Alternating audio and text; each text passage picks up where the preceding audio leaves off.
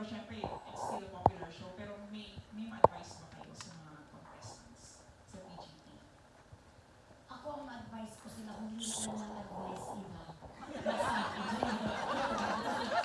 Ang advice ko naman sa kanila is, alam mo, kapag sumali ka naman, at kahit may nagtatrabaho ka sa araw-araw, ang gawin mo lang naman is, do your best. And God will do the rest, di ba? So, pag ginawa mo na ang best mo, manong ka ba, mga players ka ba dyan, basta yung sarili mo na kontento ka, approve. Di ba? Okay na ba yun, sir? Magkaibang ano siya eh, magkaibang programa. Kasi doon sa isang programa na yun, kung saan kami galing nila sobrang, alam na namin kung paano. Hindi naman namin sobrang alam kung paano yung formula, no? Pero, doon kasi magpapakatotoo eh, di ba? Dito, yes, kailangan magpakatotoo, pero ipakita mo yung galing at talento mo. Dahil haharap ka agad-agad sa power judges natin.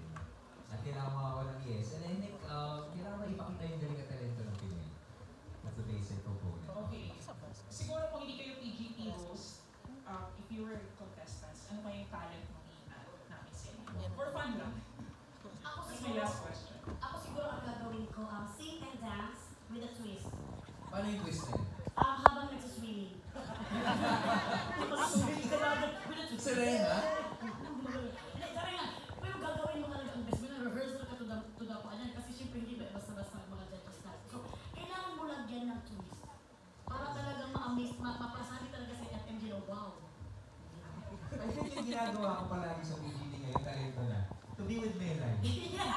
Diba? Tatagal ka kasama ito, kaya saludong-saludo ako kay Jason. Hoy! Ang galing-galing mo. Ikaw ang pinakataan din na tao na ginagawa mo.